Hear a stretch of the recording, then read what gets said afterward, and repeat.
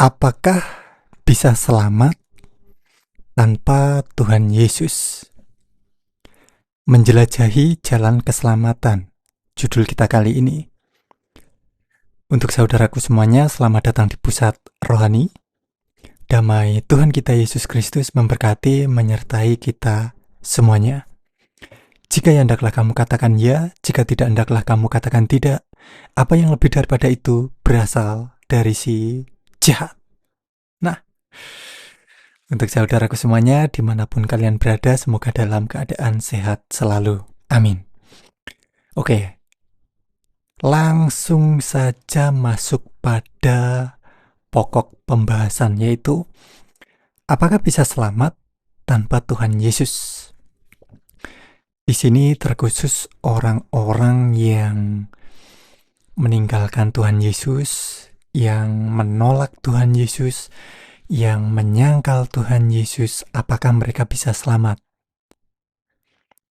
Di sini kita perlu tahu dulu ya, kita bukan menghakimi ya, bukan, karena penghakiman itu hanya Tuhan Yesus yang berhak menghakimi orang hidup dan mati. Mari kita baca dulu ya, pengantar, firman Tuhan. Kisah Para Rasul pasal ke-10 ayat ke-42.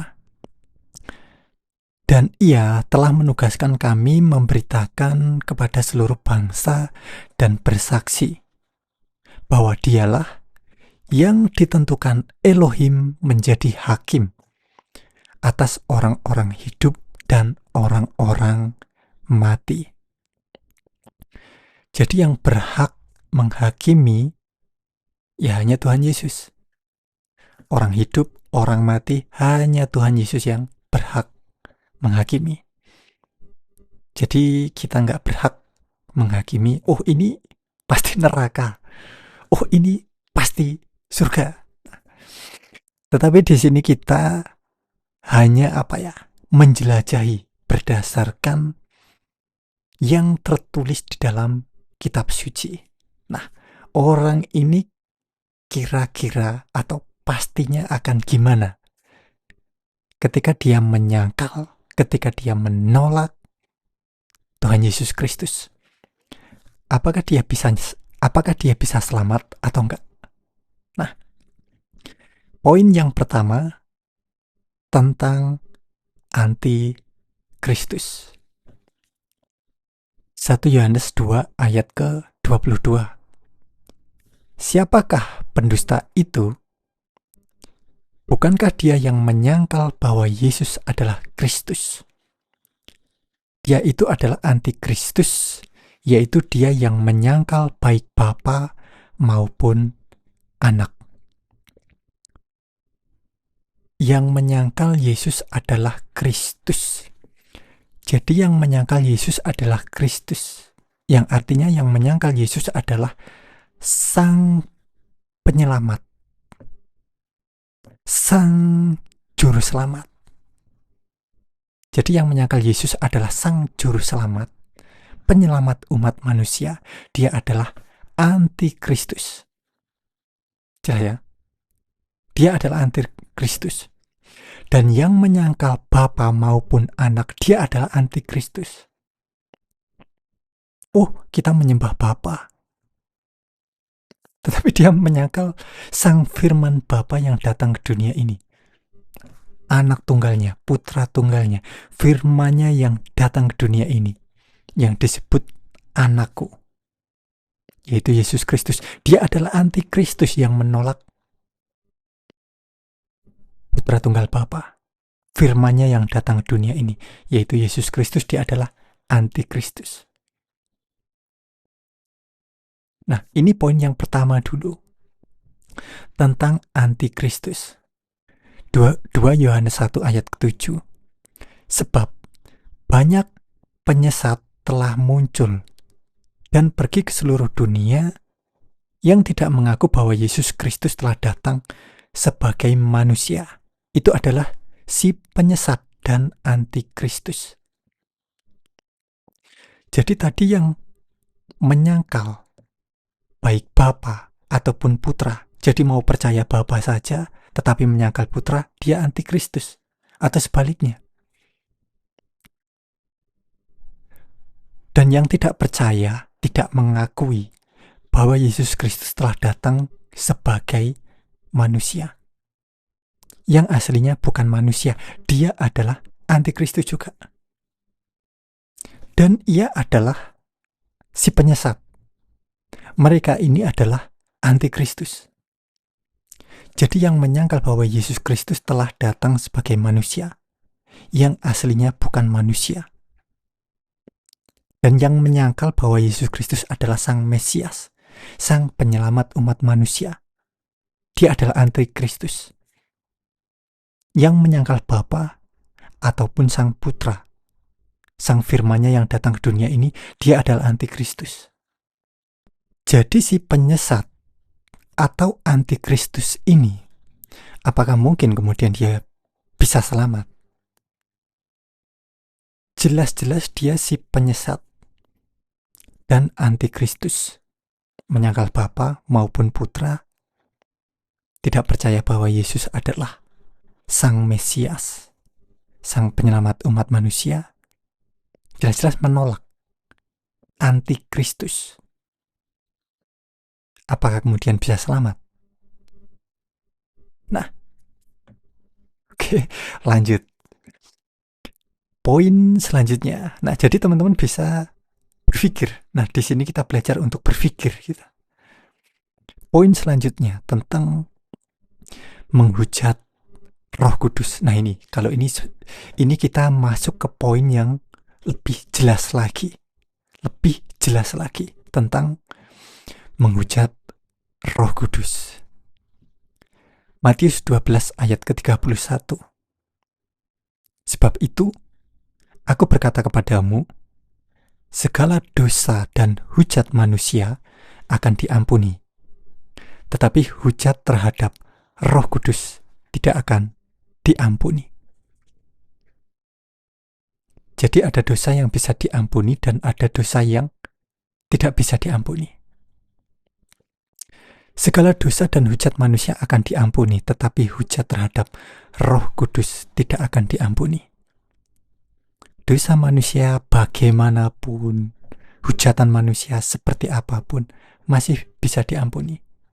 Kalian melakukan dosa terhadap saya, menyakiti saya, menghujat saya, atau ke orang lainnya, itu masih bisa diampuni. Tetapi ketika kamu menghujat Roh Kudus, Roh yang agung, menghujat yang Maha Kuasa itu sendiri, tidak akan diampuni. Nggak bisa diampuni. Karena yang kamu lawan ini bukan manusia, bukan saya, bukan orang lain, tetapi, ngerti ya? Jadi kalau kamu menghujat Roh Kudus, tidak akan diampuni. Jadi yang kamu lawan, yang Maha Kuasa sendiri, itu tidak bisa diampuni, tidak akan diampuni. Ngeri. Kalau sudah begini ngeri. Nah, nanti di akhir video kita bisa menyimpulkan orang-orang ini gitu loh. Oke. Markus 3 ayat ke-29. Tapi apabila seorang menghujat Roh Kudus, ia tidak mendapat ampun selama-lamanya, melainkan bersalah karena berbuat dosa kekal. Jadi orang yang menghujat Roh Kudus itu dosa kekal. Dosanya ini udah kelewatan. Kamu membunuh, kamu mencuri, kamu berzina, kamu bersaksi dusta, dan lain sebagainya. Kamu bertobat, itu masih bisa diampuni. Tetapi ketika kamu menghujat Roh Kudus, yang kamu hujat ini gak main-main. Yang agung, yang maha kuasa sendiri, Roh Kudus ini. Rohnya yang agung, ngerti? Roh yang maha kuasa. Yang kamu lawan ini yang agung sendiri gitu loh. Yang maha kuasa itu sendiri. Itu dosa kekal. Nggak bisa diampuni. Jadi nggak main-main. Oke, jelas ya. Nah, jadi dari beberapa poin yang kita ambil tentang antikristus, tentang menghujat Roh Kudus, kemudian di sini kita akan menyimpulkan. Jadi teman-teman bisa berpikir juga sesuai dengan judul kita, apakah bisa selamat tanpa Tuhan Yesus? Di sini poinnya tentang orang-orang yang dulunya seorang pengikut Tuhan Yesus Kristus atau seorang Kristen, kemudian dia meninggalkan. Kan banyak ya berita-berita atau yang akhir-akhir ini viral, yang dulunya ada seorang yang ngaku pendeta, kemudian keluar ke sebelah ini, inisialnya siapa ya? Y. Ya, kalian tahu. Nah, kemudian ketika masuk di sebelah ini sering menghujat-hujat Yesus dan lain sebagainya. Nah, ini hujatan antikristus. Nah, jadi orang-orang seperti ini apakah bisa selamat? Seperti poin yang pertama tadi, hanya Tuhan Yesus yang berhak menghakimi orang-orang hidup dan orang-orang mati. Ya Tuhan Yesus yang tahu, yang berhak menghakimi. Tetapi berdasarkan poin-poin yang kita ambil ini tadi tentang antikristus, tentang menghujat Roh Kudus, ada orang yang bisa diampuni dan ada orang yang tidak bisa diampuni karena dia sudah berbuat dosa kekal, yaitu menghujat Roh yang agung, Roh kebenaran, Roh Kudus. Nah, jadi kalau orang itu mati dalam keadaan menolak Sang Mesias, Sang Penyelamat, menghujat, terlebih lagi menghujat-hujat Roh yang agung, ya udah, di sini tertulis dosa kekal itu namanya. Tidak bisa diampuni. Ini tertulis dalam kitab suci.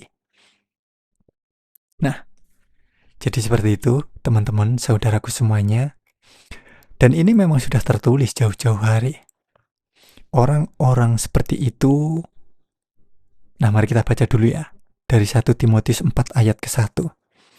Tetapi Roh dengan tegas mengatakan bahwa di waktu-waktu kemudian ada orang-orang yang akan murtad lalu mengikuti roh-roh penyesat dan ajaran setan-setan